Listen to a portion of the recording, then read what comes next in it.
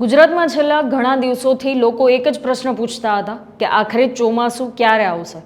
ખેડૂતોની નજર આકાશ તરફ હતી તો સામાન્ય લોકો પણ ગરમી અને ઉકળાટથી કંટાળી ગયા હતા અને હવે જાણીતા હવામાન નિષ્ણાંત આંબાલાલ પટેલે ચોમાસાને લઈને મોટી આગાહી કરી છે। સાથે જ ખેડૂતો માટે વાવણી માટે કયો વરસાદ છે હાનિકારક છે, આ સાથે તેમના જણાવ્યા પ્રમાણે રાજ્યમાં ચોમાસાની શરૂઆત થઈ ચૂકી છે અને આગામી દિવસોમાં કેટલાક વિસ્તારોમાં ભારેથી અતિભારે વરસાદ પણ પડી શકે છે। ત્યારે ચાલો જાણીએ આંબાલાલ પટેલે કયા વિસ્તારો માટે શું આગાહી કરી છે અને વરસાદને લઈને તેમણે કયા સંકેતો આપ્યા છે। આ વખતે ઇવેલ્યુએટેડ અલ નીનો હતો અને લગભગ ઘણા ભાગોમાં અલ નીનોની અસર થવામાં છે। ફ્રાન્સ વગેરે ભાગોમાં પણ અલ નીનોની અસર થવામાં છે, એટલે ત્યાં પણ ગરમી છે। એટલે પ્રશાંત મહાસાગરનું હવામાન આ વખતે પ્રતિકૂળ રહેવામાં હતું। આ ઉપરાંત અન્ય ભાગોમાં જોઈએ તો પરંપરાગત જ્ઞાન પ્રમાણે જોઈએ તો આ વખતે રોહિણી નક્ષત્રના ત્રીજા પાયો બગડ્યો હતો અને જેના કારણે વરસાદમાં વાયુ ફૂંકાય એવો ઉલ્લેખ છે। જેના કારણે જ્યારે અલ નીનોની અસર હોય ત્યારે પરંપરાગત જ્ઞાન જોવું સારું રહે। એટલે કેટલાક જાણ્યા અજાણ્યા બળોના કારણે આધુનિક જ્ઞાન પ્રમાણે જોતાં પણ આ વખતે વરસાદની કંઈક ને કંઈક મોકલ તો હતી, જેથી વરસાદ લેટ થવામાં હતો। લગભગ રોહિણી નક્ષત્રના ત્રીજા પાયો બગડતા વાયુ ફૂંકાય, એટલે વાયુ જ્યાં સુધી શાંત ન થાય ત્યાં સુધી વરસાદ થાય નહીં। કારણ કે પરંપરાગત જ્ઞાન પ્રમાણે રોહિણી નક્ષત્રની અગત્યતા છે, પરંતુ હવે આદ્રા નક્ષત્રમાં સૂર્ય આવેલ છે અને આદ્રા નક્ષત્રમાં પવનની ગતિ ધીરે ધીરે ઘટશે અને વરસાદ આવવાની શક્યતા રહેશે। લગભગ બુધ, ગુરુ અને શુક્ર ગ્રહ હવે એની અસરો થશે। ખાસ કરીને વરસાદ ઉપર જો ગ્રહોની અસરો જોઈએ તો ઇનર પ્લેનેટ બુધ અને શુક્રની અસરો થતી હોય છે। સૂર્ય અને બુધ ગ્રહો પણ અસર થતી હોય છે, પણ તે અસરો સમુદ્ર ઉપર થતી હોય છે, એટલે તેના કારણે સમુદ્રમાં હળવા દબાણો બનતા હોય છે।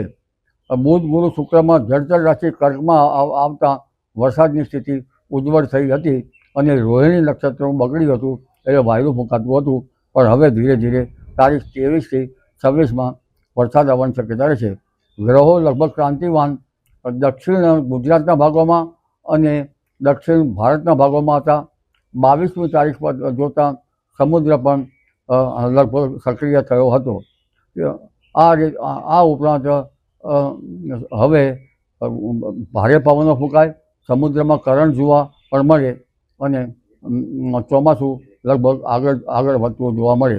પરંતુ ખાસ કરીને ગ્રહોની ગતિવિધિ જુલાઈ માસમાં સારી થવાની શક્યતા રહેશે। એટલે જુલાઈ માસમાં ઇનર પ્લેનેટ સાથે લગભગ હવે ઇનર પ્લેનેટ સાથે ગુરુ પણ આવશે। ગુરુ છે એ ઉષ્ણ છે, તેની ગતિવિધિ કંઈક ઉષ્ણતા પેદા કરવાની છે અને અલ નીનોની અસર પણ છે, એટલે આ વખતે અને સૂર્યની ક્રાંતિ 21 જૂન સુધીમાં વધવામાં હતી, એટલે ગરમી પણ હતી। મૃગશિર નક્ષત્રમાં જ્યારે રોહિણી નક્ષત્ર બગડે છે ત્યાર પછી મૃગશિર નક્ષત્ર આવે છે। મૃગશિર નક્ષત્રમાં પવન ફૂંકાતો હોય છે અને આ પવનની ગતિ પણ જરૂરી છે, કારણ કે પવનની ગતિ હોય અને આ વખતે સમુદ્રમાં પણ પવનની ફેરબદલી થતાં ઊંચા મોજા ઉછળતા હોય છે, એટલે હવે સમુદ્રની પરિસ્થિતિ ધીરે ધીરે રફ બનવાની શક્યતા રહેશે, ઊંચા મોજા ઉછળવાની શક્યતા રહેશે। પરંતુ કરંટ પણ જોવા મળશે, એટલે હવે હાલમાં તો વરસાદ થવાની શક્યતા રહેશે।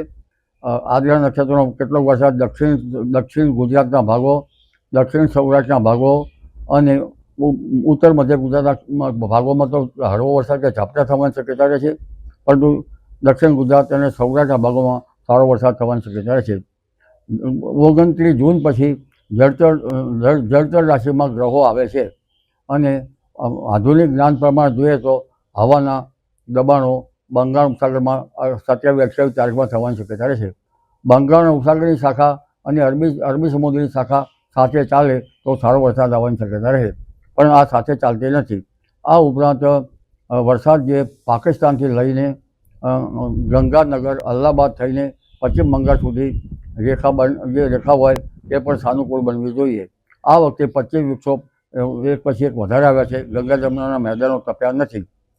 25મી વિક્ષોભ જ્યારે આવતા હોય ત્યારે વરસાદમાં કંઈક ને કંઈક મુશ્કેલીઓ આવતી હોય છે. આ 25 વિક્ષોભ આવવાનું મુખ્ય કારણ કેટલાક જાણ્યા અજાણ્યા બળોના કારણે આવ્યા છે, જે સંશોધનનો વિષય છે. જો 25 વિક્ષોભ ના આવ્યા હોય તો ચોમાસામાં ગંગા જમુનાના મેદાનો તપ્યા હોત અને વરસાદ સારો થયો હોત. એટલે હવે ધીરે ધીરે 29 જૂનથી 7મી જુલાઈ વચ્ચે ગ્રહો સાનુકૂળ છે, નક્ષત્રમાં પણ સાનુકૂળતા છે. એટલે સૌરાષ્ટ્રના ભાગોમાં વરસાદ સારો આવશે, ગુજરાતના અન્ય ભાગોમાં પણ વરસાદ સારો આવવાની શક્યતા રહે છે. ઉત્તર ગુજરાતના ભાગો, મધ્ય ગુજરાતના ભાગો, પૂર્વ ગુજરાતના ભાગોમાં વરસાદ આવવાની શક્યતા રહે છે. દક્ષિણ ગુજરાતના કેટલાક ભાગમાં ભારેથી અતિભારે વરસાદ થવાની શક્યતા છે. કેટલાક ભાગમાં પૂરની સ્થિતિ સર્જાઈ શકે. આ ઉપરાંત દક્ષિણ સૌરાષ્ટ્રના ભાગોમાં પણ કેટલાક ભાગોમાં ભારે વરસાદ આવવાની શક્યતા રહે છે. સૌરાષ્ટ્રના ઘણા ભાગોમાં વરસાદ આવવાની શક્યતા રહે છે. અને ઉત્તર ગુજરાતના કેટલાક ભાગોમાં તો લગભગ પૂર્વ ગુજરાતના ભાગો, મહીસાગરના ભાગો અને ઉપરાંત ઉત્તર ગુજરાતના કેટલાક ભાગો, સાબરકાંઠાના કેટલાક ભાગમાં હળવો, કોઈ ભાગમાં ભારે તો કોઈ ભાગમાં અતિ ભારે વરસાદ થવાની શક્યતા રહે છે. જી. તો આમ આંબાલાલ પટેલે એક રસપ્રદ વાત પણ કહી છે. તેમના જણાવ્યા અનુસાર જો ઈશાન દિશામાં સર્પાકાર વીજળી જોવા મળે તો તેના 3 દિવસની અંદર વરસાદ પડવાની શક્યતા વધી જાય છે. તેમણે કહ્યું છે કે 16 જુલાઈની આસપાસ જો આવી વીજળી દેખાય તો ત્યારબાદ વરસાદનો સારો રાઉન્ડ આવી શકે છે. પરંતુ આગામી 7 જુલાઈનું વરસાદી પાણી છે ખેડૂતો માટે યોગ્ય નથી. તો આ સાથે જૂન મહિનાના અંતથી લઈ અને 7 જુલાઈ સુધીમાં અતિભારે વરસાદ પડી શકે છે અને 13 જુલાઈ બાદ પણ અતિ વરસાદ થઈ શકે છે.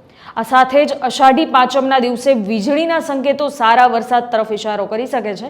આ પ્રકારની આગાહીઓ છે એ પરંપરાગત જ્યોતિષ અને લોકજ્ઞાન પર આધારિત છે, જે વર્ષોથી ગ્રામ્ય વિસ્તારોમાં માનવામાં આવે છે. હવે ખેડૂતો જેની રાહ જોઈ રહ્યા હતા કે વરસાદ હવે આવશે, તારીખ 26-27 સુધીમાં ચોમાસું આગળ વધશે. સૌરાષ્ટ્રના ભાગો, દક્ષિણ ગુજરાતના ભાગોમાં વરસાદ થવાની શક્યતા રહેશે. જો કે દક્ષિણ સૌરાષ્ટ્રના ભાગોમાં તો આગામી 3 દિવસમાં સારો વરસાદ થવાની શક્યતા રહેશે. પણ ઉલ્લેખનીય છે કે આગામી 28-29 જૂને બંગાળ ઉપસાગરમાં એક સિસ્ટમ બની રહી છે. તેના કારણે ઉત્તર ગુજરાતના ભાગોમાં પણ સારો વરસાદ થવાની શક્યતા રહેશે. તે પૂર્વે દક્ષિણ ગુજરાતના ભાગોમાં જોઈએ તો કેટલાક ભાગોમાં, મુંબઈ મહારાષ્ટ્રના ભાગોમાં ભારેથી અતિભારે વરસાદ થવાની શક્યતા રહેશે. દક્ષિણ સૌરાષ્ટ્રના ભાગોમાં પણ ભારે વરસાદ થવાની શક્યતા રહેશે. કેટલાક ભાગમાં 200 mm જેવો વરસાદ થવાની શક્યતા રહેશે. દક્ષિણ સૌરાષ્ટ્રના ભાગોમાં પણ ભારે વરસાદ થવાની શક્યતા રહેશે. આ ઉપરાંત મધ્ય ગુજરાતના ભાગોમાં ભારે વરસાદ થવાની શક્યતા રહેશે. ભરૂચના ભાગોમાં ભારે વરસાદ થવાની શક્યતા રહેશે. ત્યારે કમેન્ટ બોક્સની અંદર જરૂરથી જણાવજો કે તમારા ગ્રામ્ય વિસ્તારમાં, તમારા વિસ્તારની અંદર વરસાદની શરૂઆત થઈ ગઈ છે કે હજુ રાહ જોવડાવે છે.